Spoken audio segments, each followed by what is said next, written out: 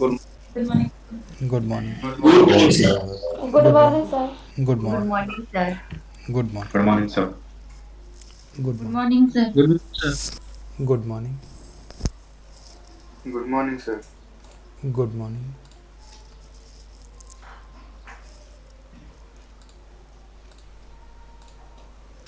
Okay.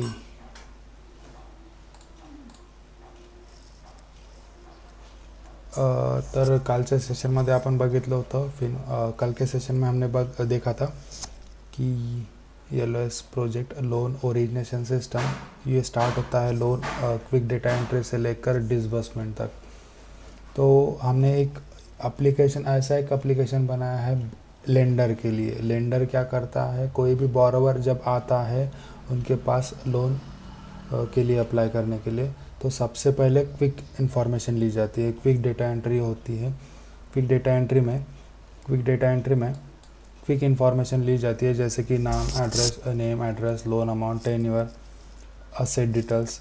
फिर उसके बाद होता है detail data entry. Detail information ली जाती है बोरोवर की, like financial details, multiple addresses, ID proof, PAN card, coapplicant name, coapplicant details.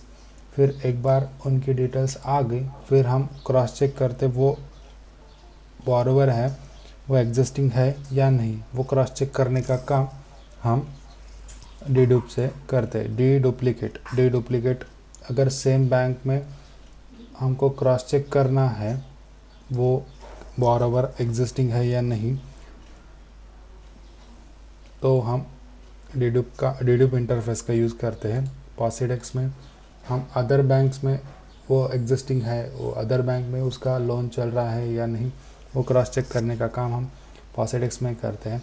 अगर डीडुप में कस्टमर अगर एग्जिस्टिंग होता है, अगर डीडुप में कस्टमर अगर एग्जिस्टिंग होता है तो हम वहाँ से कस्टमर आईडी पिक करते हैं. अगर नहीं होता है तो हम कस्टमर आईडी जनरेट करते हैं. फिर उसके बाद सिबिल स्कोर हम बोरोवर का चेक करते हैं. लाइक सिबिल एक ऑर्गेनाइजेशन रहती है, जो भी बोरोवर रहता है, जो रीपेमेंट जिसने लोन ले लिया है वो प्रॉपरली रीपेमेंट कर रहा है कि नहीं, उस पर वॉच रखने का काम ये सिबिल ऑर्गेनाइजेशन करती है, और वहाँ से एक रिपोर्ट लाइक स्कोर जनरेट करती है. और स्कोर उसका रेंज रहता है 300 से 900 के बीच में. 750 ये अच्छा स्कोर माना जाता है लोन सैंक्शन होने के लिए. मतलब वो जितने भी डेट्स थे, लाइक हर एक महीने के 10 तारीख को प्रॉपरली रीपेमेंट कर रहा है, इससे 750 से बैंक वाले लेंडर समझ जाते हैं कि वो प्रॉपरली जेन्युइन बोरोवर है. फिर उसके बाद हंटर क्या करता है कि जब भी कभी लाइक कस्टमर लोन लेता है और वो रीपेमेंट नहीं कर पाता है और नहीं करता है जानबूझ के और कोई सिचुएशन से, तो वो कस्टमर कहलाता है फ्रॉड कस्टमर, और उसके डेटा जाता है हंटर में. तो वो ये सभी के सभी हम इंटरफेसेस पैन कार्ड से चेक करते हैं. पैन कार्ड जो भी रहता है हमारा, उससे हम क्रॉस चेक करते हैं. फिर उसके बाद डॉक्यूमेंट कलेक्शन जो भी डॉक्यूमेंट्स हमने required like detail data entry में लिए थे, वो डॉक्यूमेंट्स हम फिज़िकली कलेक्ट करेंगे और उसको वेरीफाई करेंगे. कलेक्ट करने के बाद वेरिफिकेशन करेंगे. वेरिफिकेशन करते समय पैन कार्ड और आधार कार्ड का हम NSDL से पैन कार्ड क्रॉस चेक करेंगे, और आधार कार्ड से UIDAI इस एप्लीकेशन पर जाकर हम आधार कार्ड भी क्रॉस चेक करेंगे.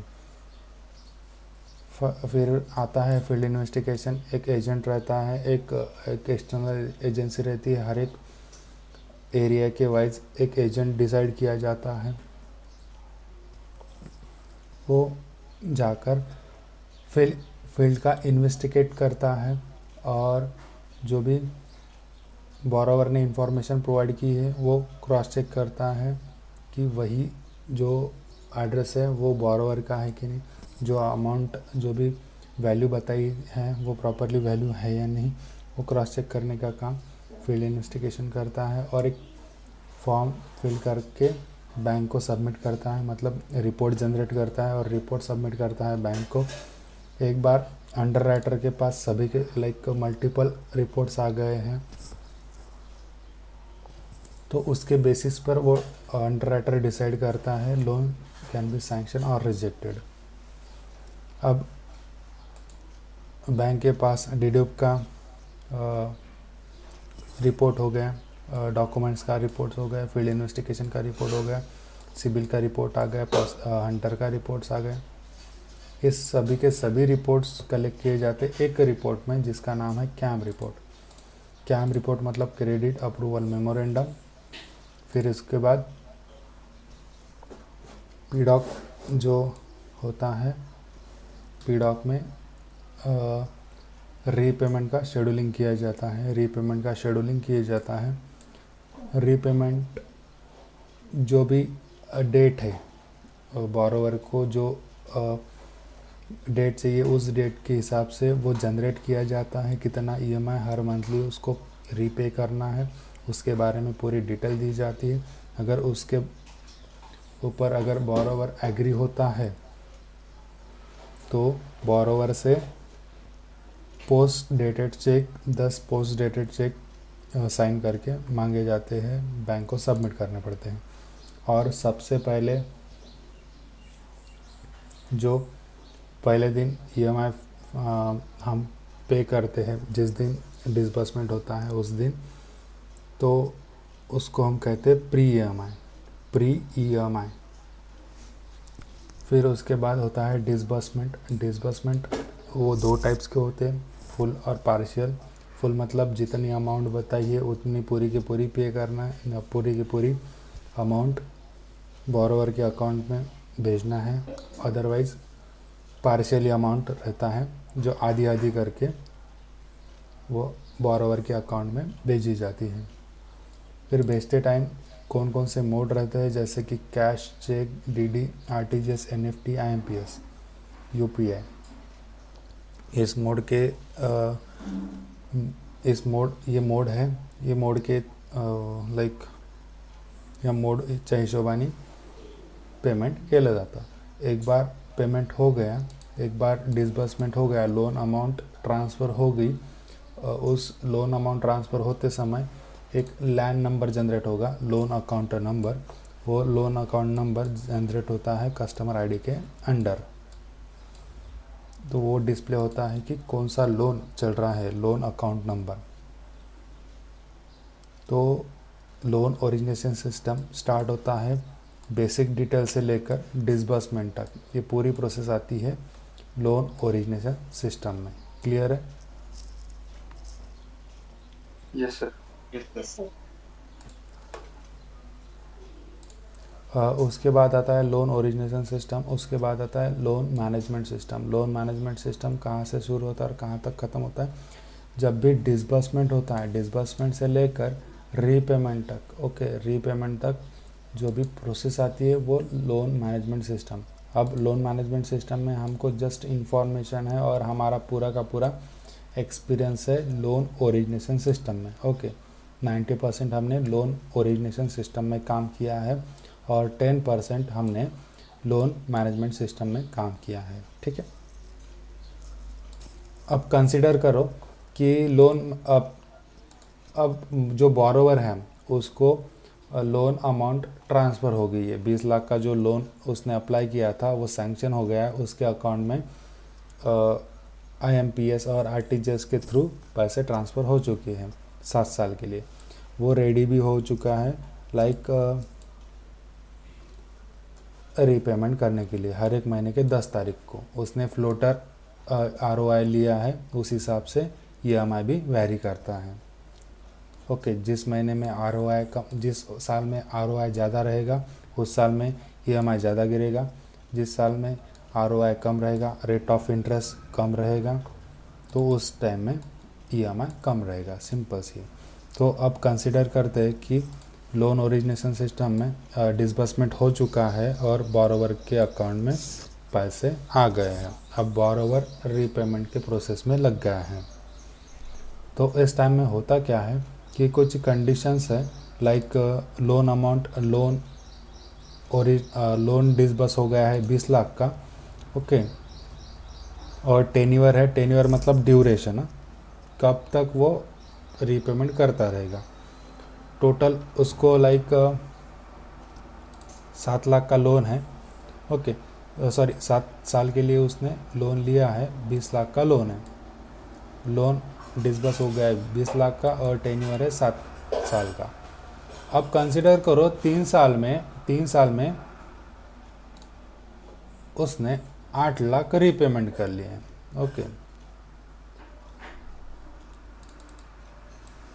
ओके 3 साल में उसने 8 लाख रीपेमेंट कर लिए हैं, ओके। तो लोन अमाउंट है 20 लाख रुपए, उसको टोटल पे करने 27 लाख रुपए, 7 लाख रुपए उसका रेट ऑफ इंटरेस्ट है। तो टेन्योर है 7 लाख का, ओके, सॉरी 7 साल का, टेन्योर है 7 साल का, 7 साल के लिए उसने लोन ले लिया है। फिर उसके बाद 2 साल में उसने 8 लाख रीपे कर लिए हैं, ओके, 2 साल में 8 लाख रीपेमेंट कर लिए हैं। तो अब के सिचुएशन में होता क्या है कि अभी 5 साल बाकी है, ओके, 5 साल बाकी है और 19 लाख उसके रिमेनिंग है। तो अब उसको लग रहा है कि मैं जो 19 लाख है वो एकदम से मैं बैंक को रीपे कर दूंगा, बैंक को एकदम से रीपे कर दूंगा। अब बैंक को क्या होता है, बैंक को जो भी कमाई होती है, ओके, जो भी कमाई होती है वो होती है रेट ऑफ इंटरेस्ट से, रेट ऑफ इंटरेस्ट से कमाई होती है।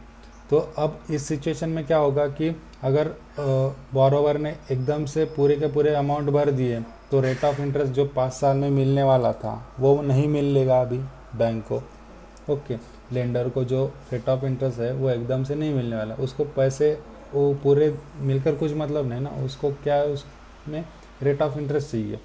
तो इस सिचुएशन में होता क्या है कि जो प्रिंसिपल अमाउंट है, जितनी बची है प्रिंसिपल अमाउंट, उसमें 3% का चार्जेस लगाकर 19 लाख प्लस 3% जो भी रहेंगे उस हिसाब से उसको चार्ज देना पड़ेगा। क्लियर है sir? Explain one more time. हाँ सर, कंफ्यूजन सर है थोड़ा सा।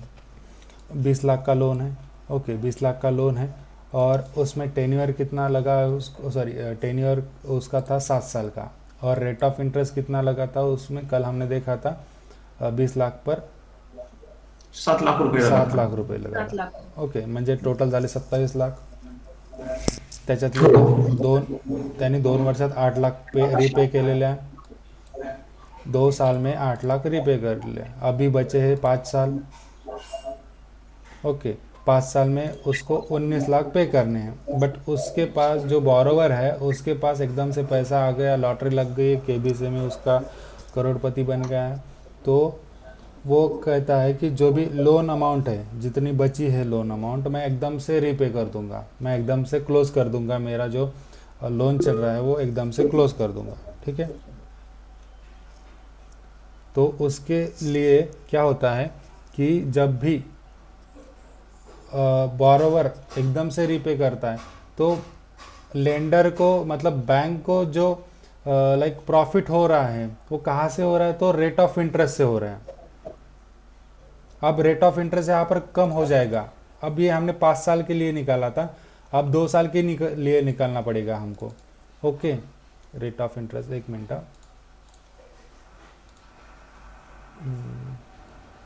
EMI कैलकुलेटर, अब वो एकदम से 19 लाख रुपए पे कर रहा है, अब 19 लाख रुपए पे कर रहा है, रेट ऑफ इंटरेस्ट 9.25 का, और 10 ईयर अभी 0 है।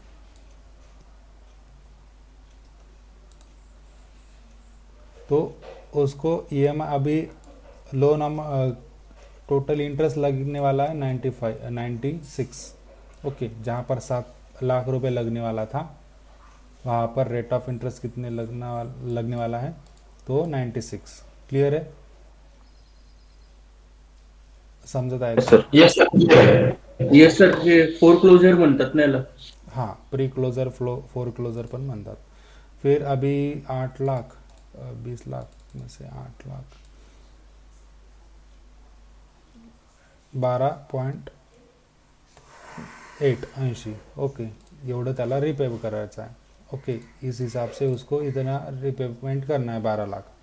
क्लियर है? अब 12,80,000.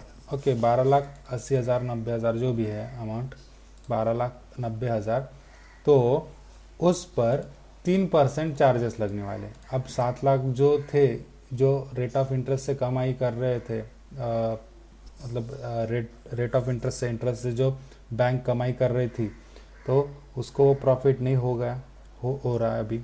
तो वो क्या करते हैं, जो प्रिंसिपल अमाउंट है उस पर 3% चार्जेस लगाती हैं. क्लियर है? अब ये 3% ही है क्या? नहीं, हर एक कंपनी का, हर एक बैंक का अलग अलग सिनेरियो रहता है. वहाँ कहीं 5% लगाएगी, कहीं 6% लगाएंगे, कुछ भी है, 0.5 लगाएंगे, कुछ जो है उनके हिसाब से. हमने यहाँ पर एक हमारे जो हिसाब बैंक में 3% का ही रेट ऑफ लाइक परसेंटेज लगाएगी जो प्रिंसिपल अमाउंट है. हाँ बोला. हाँ अब उसको लग रहा है 12,60,000 प्लस 37,800.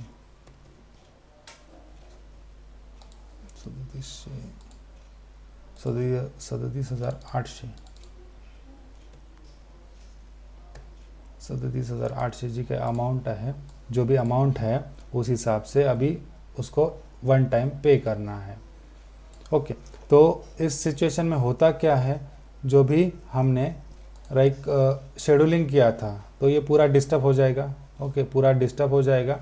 तो उस सिनेरियो को अब हमको क्या करना है, रीशेड्यूलिंग करना है. उस सिनेरियो का अभी जो शेड्यूलिंग किया था हमने 7 साल के लिए, अब 2 साल में ही हमको क्लोज करना है, क्लोज करना है अपना लोन. तो अब जो शेड्यूलिंग किया था हमने, repayment rescheduling, okay, repayment rescheduling किया था, शेड्यूलिंग किया था, उसको रीशेड्यूल करना है. मतलब अब 2024 में हमको 12,60,000 प्लस 3% जो भी अमाउंट है वो पे करनी है. और यहाँ पर प्रिंसिपल अमाउंट आएगी 0 और यहाँ पर आएगी टोटल 27 लाख नहीं आएगी, जो भी है 23 लाख. ओके, 3 लाख. ठीक है. अब ये कैलकुलेशन का हिसाब जो रहता है वो हमको डेवलपर प्रोवाइड करता है, कौन से कैलकुलेशन के हिसाब से हमने ये कैलकुलेशन किया है और कौन सा एप्लीकेशन में फार्मूला यूज़ किया है, उस हिसाब से हमको ये टेस्ट करना है की जो अमाऊंट आहे. कॅल्क्युलेशन टेस्टिंग आठवत असेल तर इथे आपल्याला परफॉर्म करावी लागतं. तो यहाँ पर हमने क्या किया, एप्लीकेशन ने क्या किया कि जो शेड्यूलिंग था, रीपेमेंट का शेड्यूलिंग था, उसको रीशेड्यूल किया. ओके, रीपेमेंट का शेड्यूल जो किया था ऑलरेडी 7 साल के लिए, अब उसको क्लोज करना है, बोरोवर को क्लोज करना है लोन, तो उस टाइम में रीपेमेंट का रीशेड्यूलिंग होगा. ठीक है, रीपेमेंट का रीशेड्यूलिंग हो जाएगा. क्लियर है? अब इसमें ज़्यादातर LMS में क्या होता है कि कैलकुलेशन का पार्ट आता है, तो ये हमने सिर्फ हमको नॉलेज है यहाँ पर रीपेमेंट कैसा होता है, रीशेड्यूलिंग कैसा होता है, इसके बारे में हमको पता है, बट इसमें एक्चुअली में हमने काम नहीं किया है.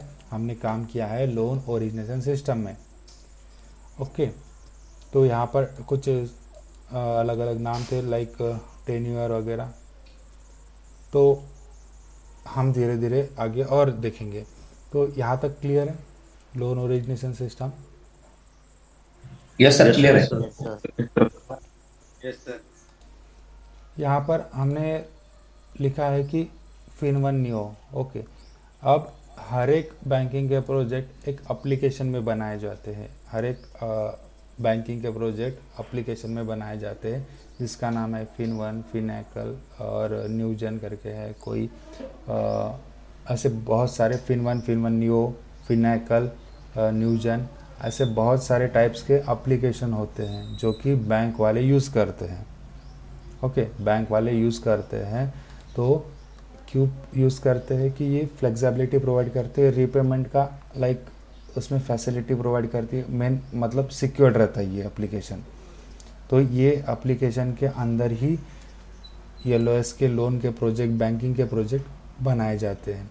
अब फिन1 होता क्या है, एक एप्लीकेशन है। अब मल्टीपल बैंक जो है वे फिन1 एप्लीकेशन यूज़ करते हैं। अब फिन1 एप्लीकेशन बनाया किसने, तो न्यूक्लियर सॉफ्टवेयर कंपनी, एक नाम की कंपनी है जो नोएडा में है, यहाँ पर एड्रेस भी दिया होगा। ओके, नोएडा में है। उन्होंने ये फिन1 का एप्लीकेशन क्रिएट किया है। फिन1 एक ओल्डर वर्जन है और फिन1 न्यू है, उसका लेटेस्ट वर्जन है। ओके, तो देखो कि यहाँ पर HDFC है, HDFC भी यही एप्लीकेशन यूज़ करती है। न्यूक्लियर सॉफ्टवेयर देखो, न्यूक्लियर सॉफ्टवेयर का ही एप्लीकेशन यूज़ करती है HDFC। ICICI बैंक भी न्यूक्लियर सॉफ्टवेयर का ही यूज़ करती है। देखो यहाँ पर लिखा होगा nuclear software. Okay, ICICI bank भी यही एप्लीकेशन यूज़ करती है। अब ये दूसरी कैनरा बैंक की कुठले तरी, ये सब बैंक जो है ये एप्लीकेशन यूज़ करती है। ओके, क्लियर है। ICICI, बहुत सारी बड़ी बड़ी बैंक्स जो है वो फिन1 का यूज़ करती है, फिन1, फिनैकल, राइट। तो हम हमारे एप्लीकेशन में एक फिन1 न्यू करके, जिसका वर्जन अगर पूछा जाता है तो आपको बोलना है 2.5, 1.2। इस एप्लीकेशन का यूज़ करके हमने इस प्रोजेक्ट को टेस्ट किया है। क्लियर है।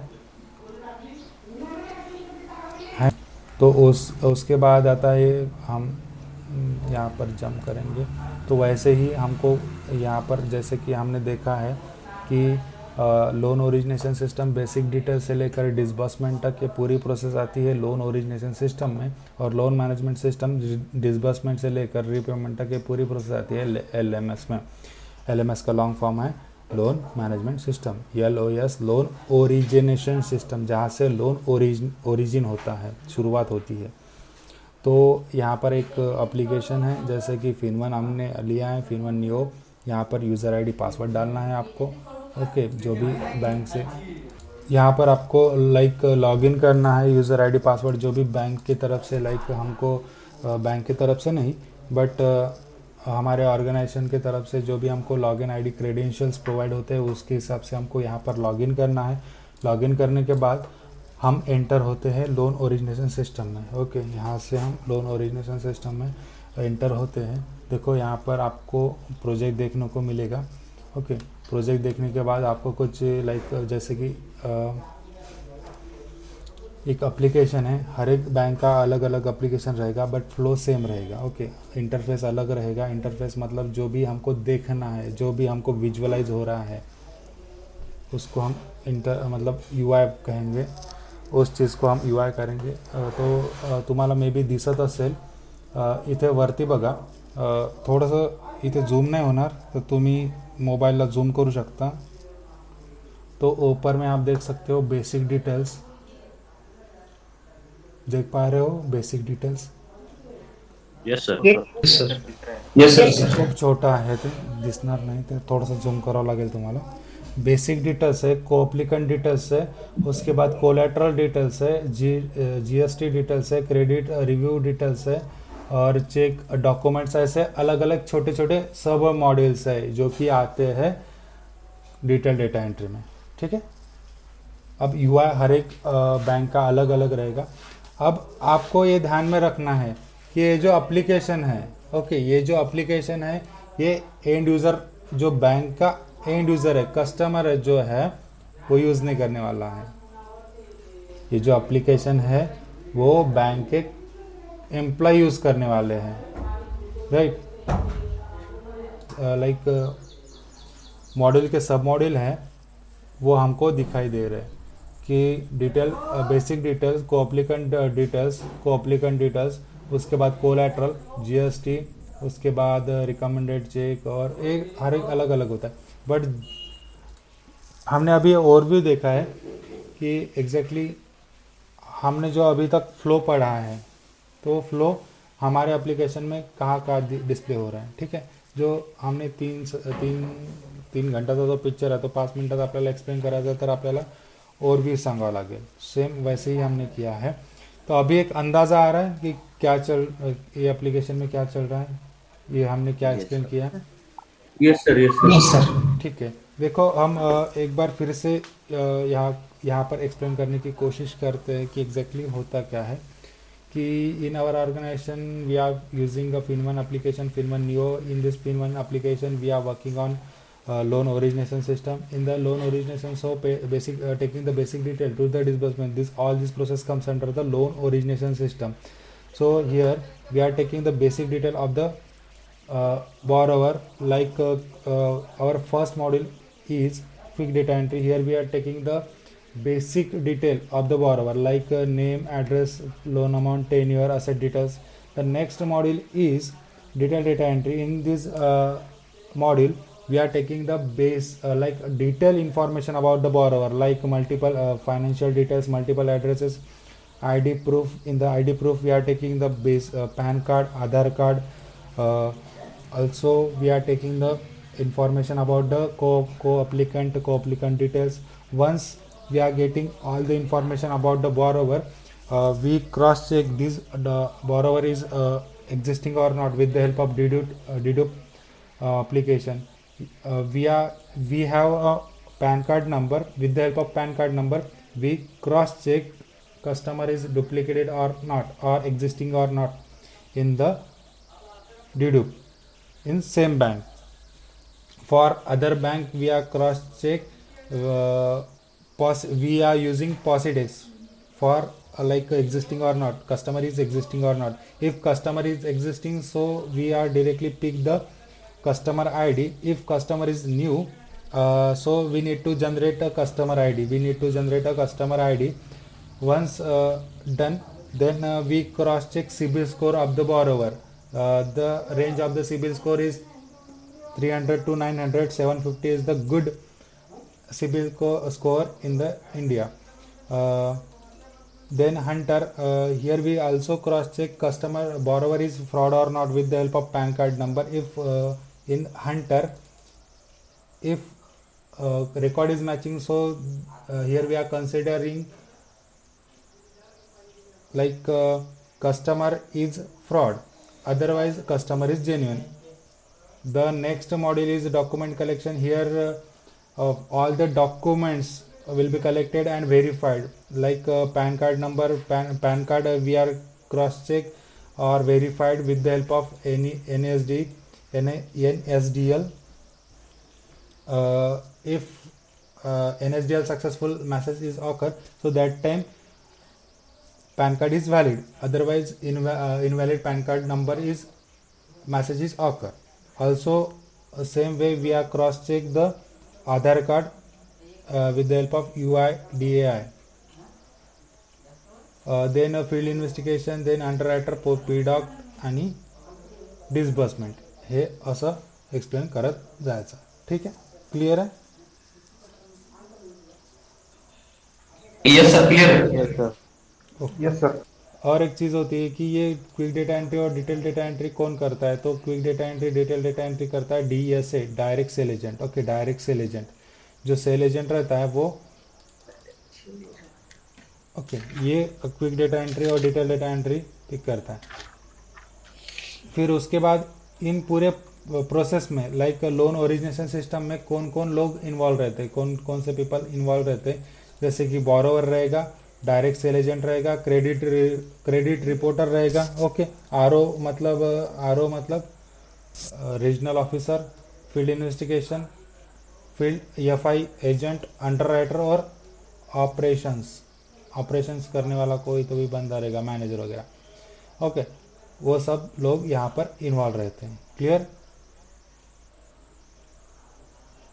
अब दूसरा एक अमाउंट टाइप्स होते हैं. अमाउंट टाइप्स 3 टाइप के अमाउंट्स होते हैं. Like loan amount, sanction amount और डिसबर्समेंट अमाउंट। अब हमारी लोन अमाउंट है 20 लाख रुपए, सैंक्शन हो गया 18 लाख रुपए, डिसबर्स होते समय उसको लग गया उसको लाईक 17.90 हजार रुपये त्याला डिसबर्स झाले। तो यहाँ पर आपको सवाल पूछा जाता है कि इन तीनों अकाउंट्स में से कौन से अमाउंट पर इन तीनों अमाउंट से कौन से अमाउंट पर रेट ऑफ इंटरेस्ट लगेगा।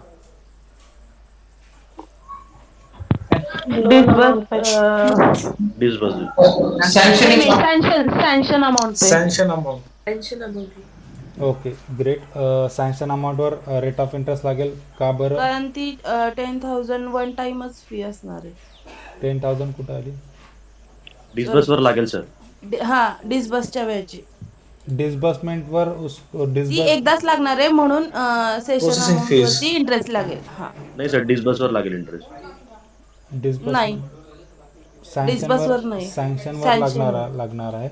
अब सैंक्शन हो गया 18 लाख रुपए और डिसबर्स होते समय अगर उसके पास बंदे के पास अगर पैसा होता है तो लोन मांगने के लिए आता ही नहीं ना, तो वो क्या करता है कि हम सैंक्शन करेंगे 18 लाख रुपए और जो बैंकिंग की प्रोसेसिंग फ़ी है उस जो सैंक्शन हुआ है उसके हिसाब से आपको कट किया जाएगा।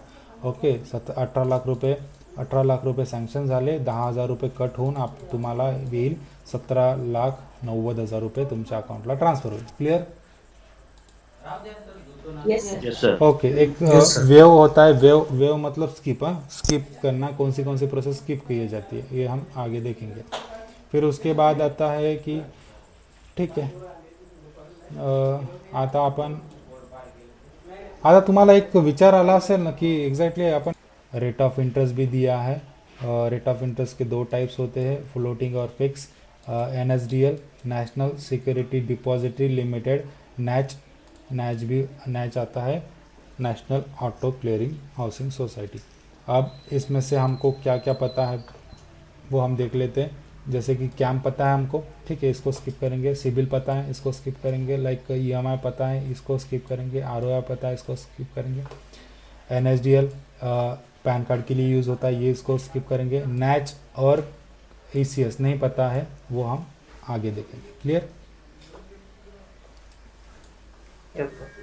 ओके तर आता आपण चालता बोलता खेळूया KBSE। जो 3 प्रश्नाचे उत्तर देईल त्याला मिळणार आहे चांदीचं नाणं।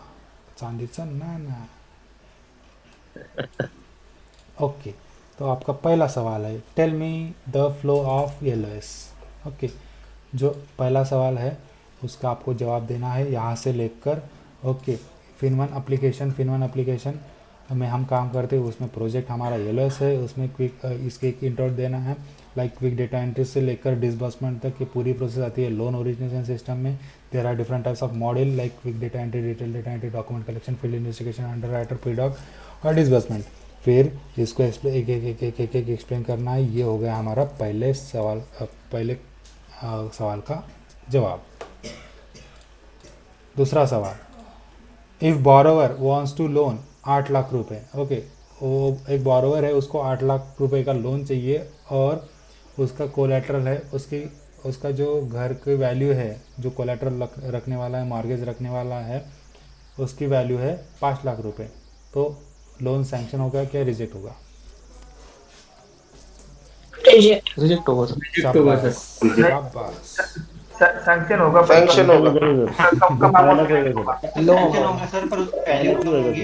यस एकदम रिजेक्ट नका करू।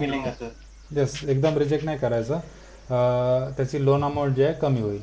ओके सिंपल सा क्लियर है? यस सर लोन अमाउंट जो है वो कम हो जाएगी। अब दूसरा एक सवाल है कि एक 70 साल का एक लाइक ओल्ड मैन है 70 साल का, और वो बैंक के पास आ गया है, तो आप उसको लोन प्रोवाइड करोगे या रिजेक्ट करोगे? क्या करोगे उस सिचुएशन में? उसको लोन प्रोवाइड करोगे या रिजेक्ट कर दोगे?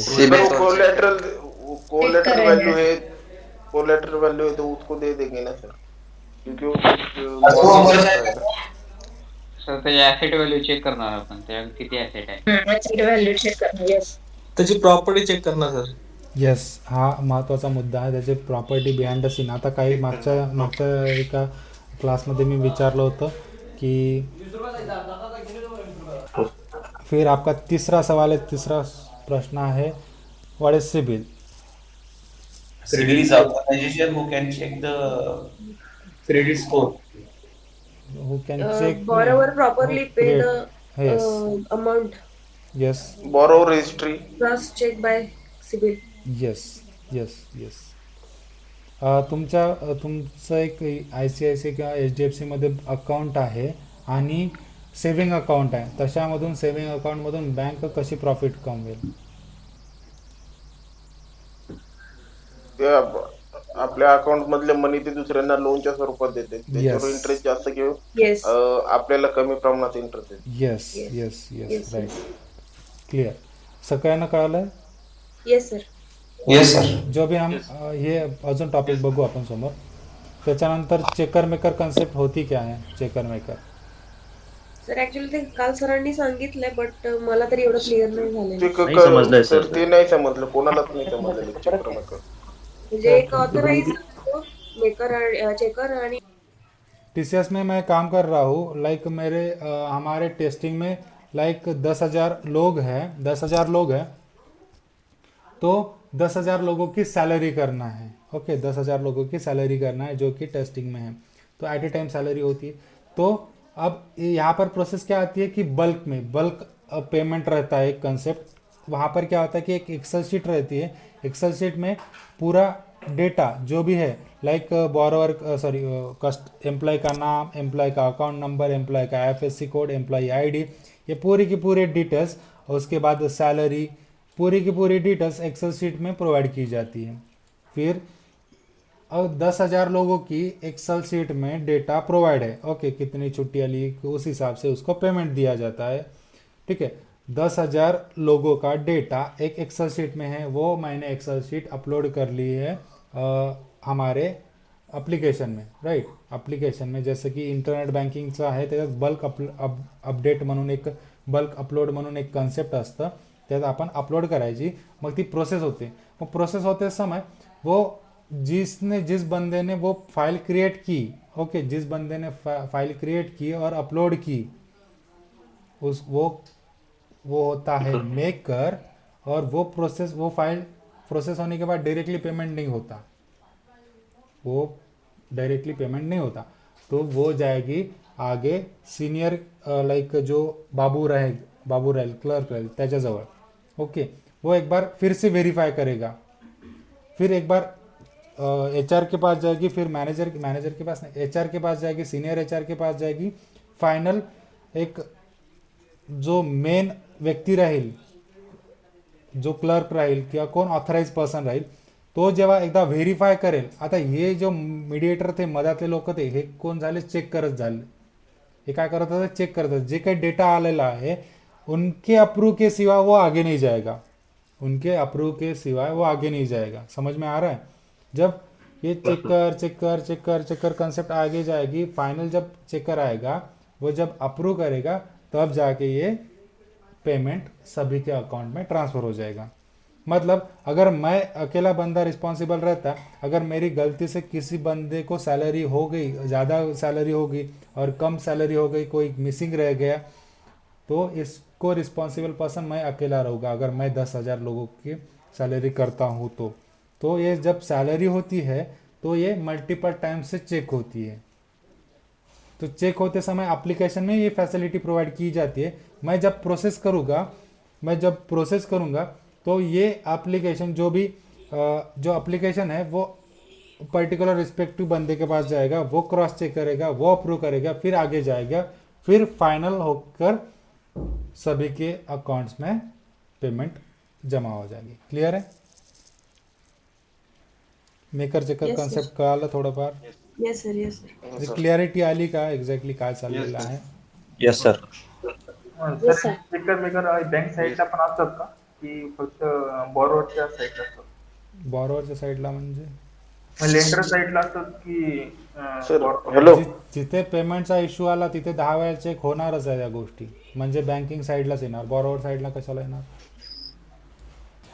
नेक्स्ट सवाल आपका, व्हाट इज मीन बाय 0 और -1 सिबिल स्कोर? तर त्या बॉरोवरची आपल्याला काही इन्फॉर्मेशन नसेल, तर मग तो 0 किंवा -1 देऊ शकेल. सर इन्फॉर्मेशन उसने नसेल कभी लोन म्हणजे लिया ही नहीं। इन्फॉर्मेशन मीन्स क्रेडिट, उसने लोन लिया ही नहीं।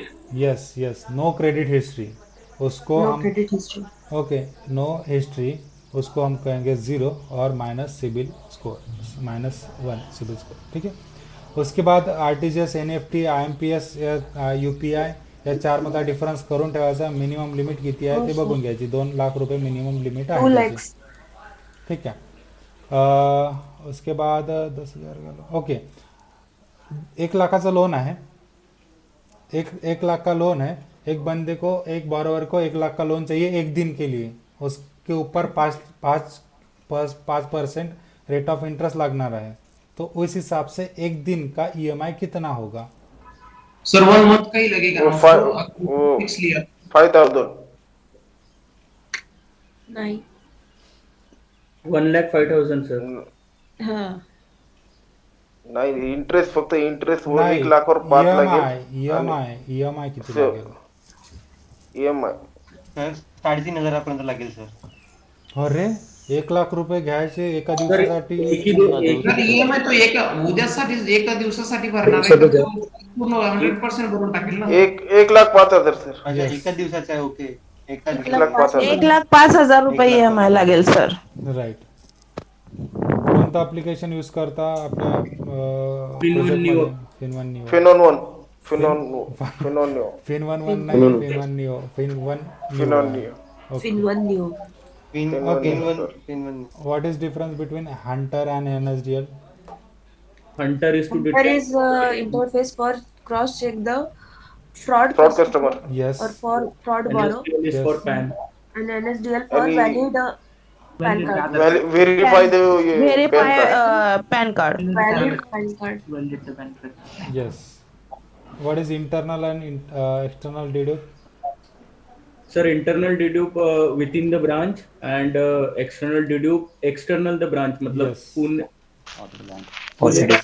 तो नाही, मुंबई से पॉसिडेक्स नाही हा, पॉसिडेक्स नाही, पॉसिडेक्स अदर बँकसाठी, ब्रांचची गोष्ट चालू आहे. Branch. हा. ओके, ब्रांचची गोष्ट सर चालू सर, आहे. हे सांगा ना पुन्हा, इंटरनल डिड्यूप आणि एक्सटर्नल डिड्यूप. हा सर, मला पण ते नाही समजलं. ओके, ब्रांच जे है कि ICICI की एक बैंक है, ओके, ICICI बैंक है। अगर हम हड़पसर में अगर देखते हैं, तो अगर हड़पसर के ब्रांच में अगर हमको देखना है कि वो कस्टमर एग्जिस्टिंग है या नहीं, वो हम देखेंगे इंटरनल डिड्यूप से।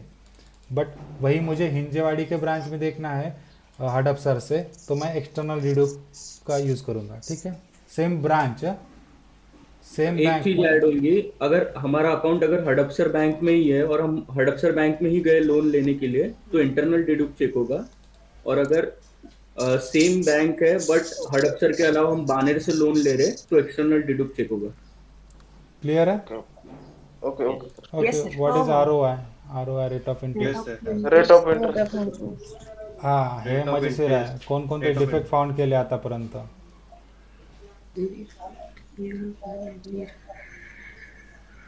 Date of birth. हाँ ठीक है, ये देखेंगे हम। फील्ड इन्वेस्टिगेशन का बरन नेसेसरी है? Sir Verify the Which validate the documentation of borrower.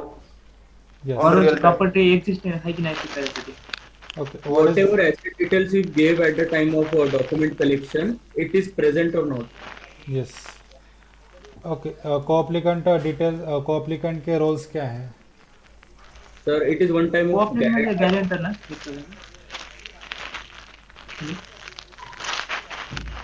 Co-applicant. Co-applicated is the same like a co-borrower. Is the same like a co-borrower. Cooperate म्हणजे गॅरेंटर येते का? नाही. Guarantor. And it is a guarantor. 4 interfaces आहेत. कुठले interfaces?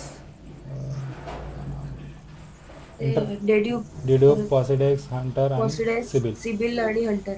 Hunter. जर तुम्ही auto loan जर लावलं, ओके, अगर आपने ऑटो लोन लगाया तो आपको नंबर प्लेट पूछा जाता है कि आप कौन से टाइप के नंबर प्लेट्स होती है. नॉर्मली 3 टाइप्स के नंबर प्लेट होती है, व्हाईट, येलो आणि ग्रीन. माहीत आहे या गोष्टी? येलो ट्रान्सपोर्टसाठी, नाही माहिती सर. Yellow नाही माहिती. व्हाईट म्हणजे जी प्रायव्हेट जी आपली Private गाडी Private vehicle. प्रायव्हेट व्हेकल जी आपली नॉर्मल व्हेकल राहते ती व्हाईट नेमप्लेट राहते, नंबर प्लेट राहते.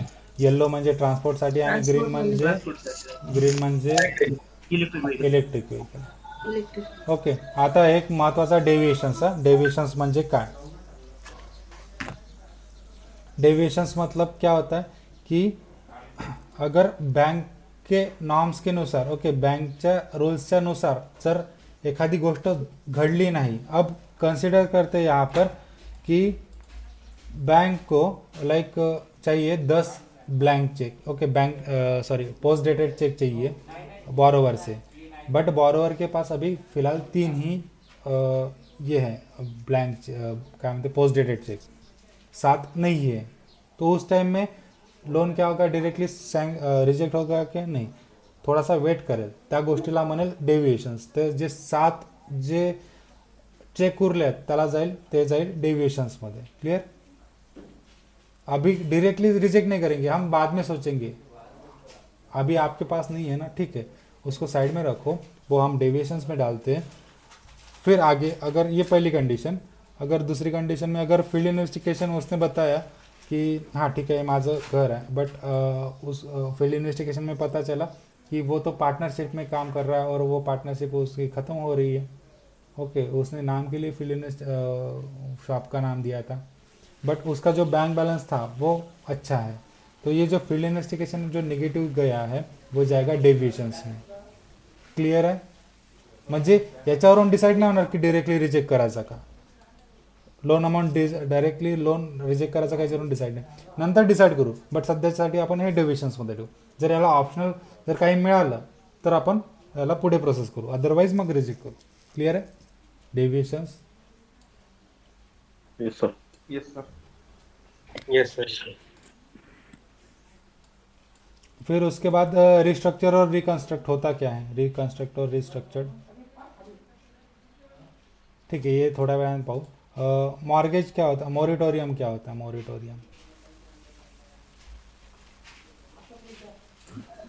सर बैंक को रिक्वेस्ट करके अगर अपन 2-3 ईएमआई अगर रुकाते हैं या डिले करते हैं विथ रिक्वेस्ट, उसको मोरिटोरियम बोलते हैं, जो भी हाँ कोविड में हुआ. हाँ, अब ये आपकी जो कंसेप्ट है वो सिर्फ लागू होती है जब भी पैंडमिक सिचुएशन आती है किंवा नेचुरल डिजास्टर आती है, उस टाइम में मॉरिटोरियम कुछ रूल्स रेगुलेशंस निकालती है जो आरबीआई निकालती है मॉरिटोरियम के अंडर, जो कि सभी बैंक के लिए अप्लीकेबल होता है.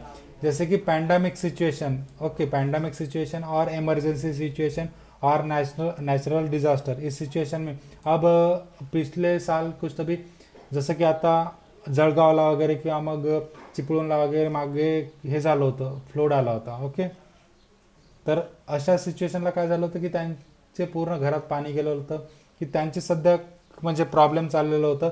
मग ते एवढ्या सिच्युएशनमधून तुम्हाला EMI कुठून देणार ना. अब जैसे की कोविडची सिच्युएशन, मधातल्या मागच्या 2 वर्ष अगोदर एकदम सगळ्यांचे लोकांचे कामं गेले होते, नोकऱ्या गेल्या होत्या. अब इस सिचुएशन में होता क्या है कि जो बॉरोवर है उनको खुद का प्रॉब्लेम जा रहा है, तर तेव्हा तिथून कुठून देणार आहे ते पैसे. आता फ्लोड आहे, पूर्ण घरात पाणी घुसलेलं आहे आणि तुम्ही EMI मागता, तर ते चुकीचं आहे ना. तर अशा वेळेला त्या एरियासाठी तर मॉरिटोरियम डिक्लेअर केलं जातं.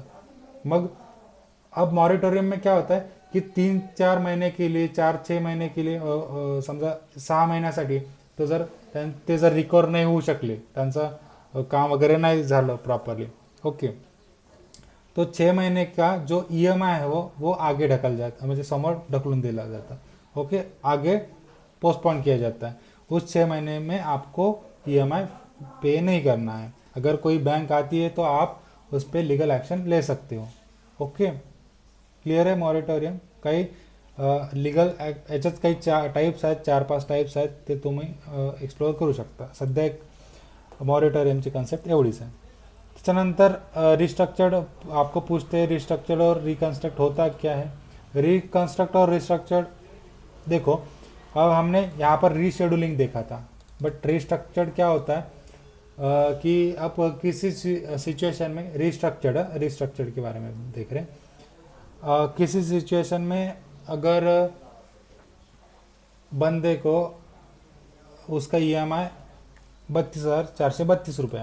त्यांनी 2 साल तक अच्छे से फिल किया, बट आगे के जो साल है उसका जो बिजनेस था, कोई जो इनकम था, इनकम सोर्स वो कम हो गया, तो अभी वो इतना EMI पे नहीं कर पा रहा, तो वो बैंक को रिक्वेस्ट करेगा और EMI कम करवाएगा और टेन्योर बढ़ा लेगा। तो उस सिचुएशन में जो भी ये रीपेमेंट का शेड्यूलिंग किया था उसको पूरा का पूरा रिस्ट्रक्चर करना पड़ रहा है।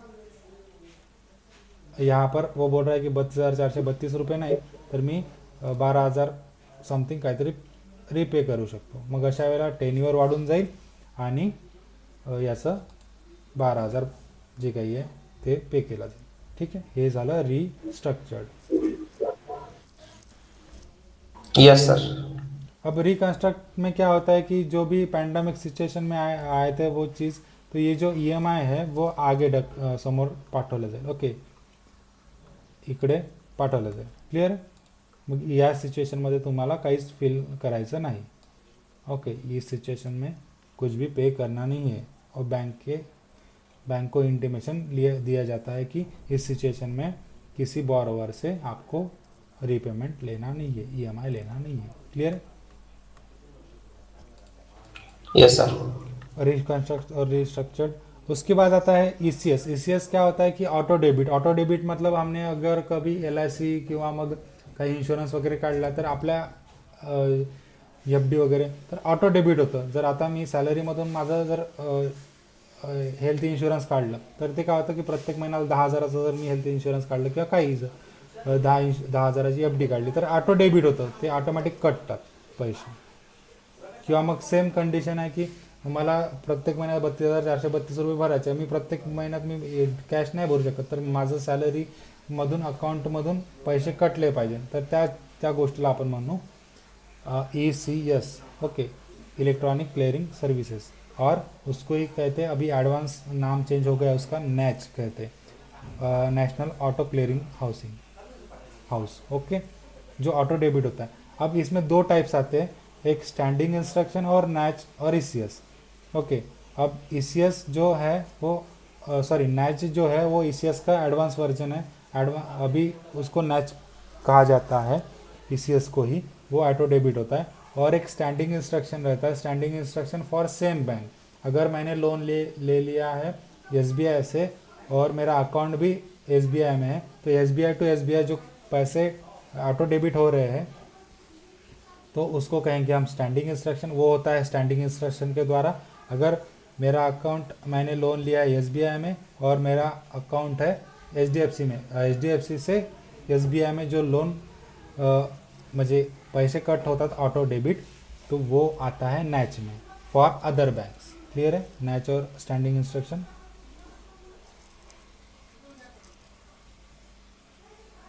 कळत आहे?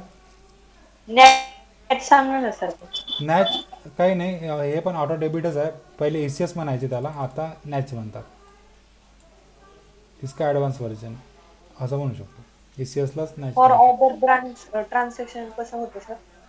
आता ऑटो डेबिट, माझं HDFC मध्ये अकाउंट आहे, माझं HDFC मध्ये बँक सॅलरी अकाउंट आहे आणि मी लोन घेतला SBI मधून, तर मी HDFC मधून SBIला पैसे ट्रान्सफर होईल ऑटो डेबिट, तर त्या कंडिशनला ते होतं NACH through, NACH। Okay, national auto clearing house. और सेम बैंक के लिए standing instruction auto debit. Clear? Yes sir. Okay, moratorium झालं आहे। हायपोथेटिकेशन काही नाही, की जेव्हा ऑटो लोन लावता तेव्हा हायपोथेटिकेशन विचारतात तुम्हाला की RC बुक आहे, RC बुक नहीं, ज्या वेळेला कोई बोरोवर है, जो भी कोई बोरोवर है, अगर वो लोन लेता है किसी बैंक से ऑटो लोन के लिए, तो जो लेंडर रहता उसका भी उतना ही हक्क राहील, राइट्स राहील जेवढं बोरोवरची आहे। क्लियर? म्हणजे RC बुकवर त्या जो लेंडर राहणार त्याचं पण नाव येईल। इथे बघा RC बुक आहे, HDFC बँक आलेला आहे। हां, HP लीज, हां लीज। Okay, HP lease. ठीक आहे। कॉर्पोरेट बँकिंगमध्ये, कॉर्पोरेट और रिटेल बँकिंगमध्ये पटापट डिफरन्स बघून घेऊयात। बिजनेस कॉर्पोरेट लोन और कॉर्पोरेट लोन और रिटेल लोन. बिझनेस हाय लेवलचे ट्रान्झॅक्शन इकडं लो लेवलचे म्हणजे बिझनेस लेवल ट्रान्झॅक्शन चालतात इथे. बिझनेस लेवल मोठे मोठे ट्रान्झॅक्शन. इकडे इंडिव्हिज्युअल एक कस्टमर आहे तो पर्सनल बँकिंग करू शकतो रिटेल बँकिंगमध्ये. नंबर ऑफ युजर्स कमी राहणार. अदानी, अंबानी, टाटा. ओके. त्यानंतर इथे आपले लाईक नंबर ऑफ युजर्स जास्त राहणार. ओके. इंडिव्हिज्युअल लोक राहणार तर नंबर ऑफ युजर्स. इथे ट्रान्झॅक्शन खूप मोठ्या लेवलचे चालेल. 1 करोड पाठव रे, 2 करोड पाठव, 4 करोड पाठव, 10 करोड पाठव, 15 करोड पाठव, 20 करोड पाठव. हे मोठे मोठे ट्रान्झॅक्शन. इकडे 1000 रुपये दे, 2000 रुपये पाठव. Okay. Low level transaction. Transaction cost मोठी आहे. ट्रान्झॅक्शन मोठे मोठे आहे तर कॉस्ट पण मोठीच लागेल ना. छोटे मोठे ट्रान्झॅक्शन 10 करोड पाठवले का घे मग 10,000 रुपये फी, प्रोसेसिंग फी. इकडे 1000 रुपये पाठवले का 20 रुपये तुला फी आहे की नाही. प्रोसेसिंग फी लो, इकडे प्रोसेसिंग फी हाय. उसके बाद 5 करोडच्या वरती जे काही लोन असते ते एक तर कॉर्पोरेट लोनमध्ये, 5 करोडच्या आतमध्ये ते येतं रिटेल लोनमध्ये. ठीक आहे. आता कॉर्पोरेट बँकिंग किंवा रिटेल बँकिंग म्हटलं तरी तुम्ही हा जो डिफरन्स सांगायचा, कॉर्पोरेट लोन किंवा कॉर्पोरेट बँकिंग जरी म्हटलं तरी हाच डिफरन्स सांगायचा. उसके बाद आता एक छोटा सा कंसेप्ट जिसका नाम है NPA. उद्या बघायचं आहे. हा सर. कंटिन्यू